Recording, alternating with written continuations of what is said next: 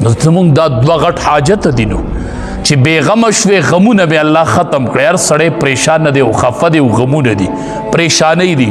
څوک چې درود شریف سیوا وي الله به یې غمونه ختموي ښه، او څوک چې سیوا وي الله به ټول ګناهونه معاف کړي. دا نبی کریم صلی الله علیه وسلم خپل صحابي ته فرمایل کوشش کوئ موقع میلاویږي درود شریف ډیر زیات وایي. خپل نبی کریم صلی الله علیه وسلم فرمای اول الناس بی یوم القیامت اکثرهم علی صلاة.